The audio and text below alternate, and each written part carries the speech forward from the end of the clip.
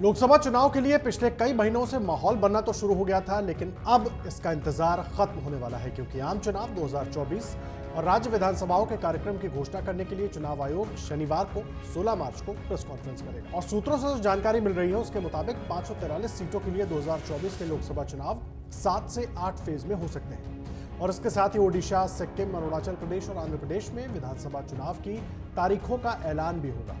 इसके साथ ही पूरे देश में आचार संहिता भी लागू हो जाएगी। आपको याद दिला दें, एक दिन पहले ही 2 चुनाव आयुक्तों ज्ञानेश कुमार और सुखबीर संधू की नियुक्ति की गई है। दोनों ने शुक्रवार 15 मार्च को पदभार संभाला है और उसके बाद सीसी राजीव कुमार समेत 3 अधिकारियों ने चुनाव कार्यक्रम को लेकर बैठक की। चुनाव आयोग ने 5 फरवरी को सभी राजनीतिक दलों को सलाह दी है कि चुनाव प्रचार अभियान में बच्चों का इस्तेमाल किसी भी रूप में न करें।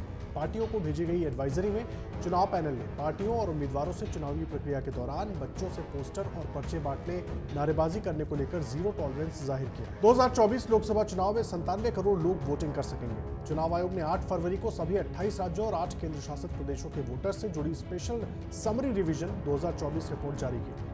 आयोग ने बताया कि वोटिंग लिस्ट में 18 से 29 साल की उम्र वाले 2 करोड़ नए वोटर्स को जोड़ा गया है। 2019 लोकसभा चुनाव के मुकाबले रजिस्टर्ड वोटर्स की संख्या में 6% की बढ़ोतरी हुई है। साथ ही चुनाव आयोग ने कहा कि दुनिया में सबसे ज्यादा 96.88 करोड़ वोटर्स लोकसभा चुनावों में वोटिंग करने के लिए रजिस्टर्ड हैं। साथ ही जेंडर रेशियो भी 2023 में 940 से बढ़कर 2024 में 948 हो गया है।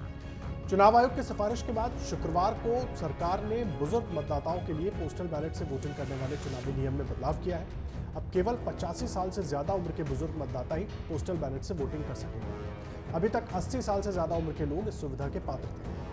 कानून मंत्रालय ने गजट नोटिफिकेशन में बताया कि 85 की उम्र पार कर चुके वोटर्स को यह सुविधा देने के लिए चुनाव संचालन नियम 1961 में संशोधन किया गया। आपको बता दें, 2014 और 2019 में लोकसभा चुनावों का शेड्यूल कैसा था। पिछले 2 लोकसभा चुनाव में चुनाव की तारीखों के ऐलान और वोटिंग के बीच करीब 40 से 50 दिन का अंतर था। 2019 लोकसभा चुनाव 11 अप्रैल से 19 मई के बीच 7 चरणों में हुए थे। चौथे दिन 23 मई को रिजल्ट आया था।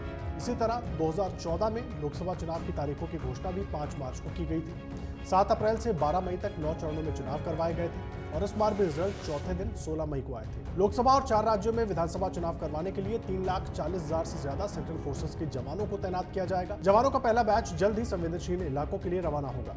आधिकारिक सूत्रों के अनुसार अति संवेदनशील निर्वाचन क्षेत्रों में चुनाव पूर्व तैनाती के हिस्से के रूप में लगभग 2,000 कंपनियों को तैनात किया जाएगा, जिसमें करीब 1.5 लाख जवान होंगे।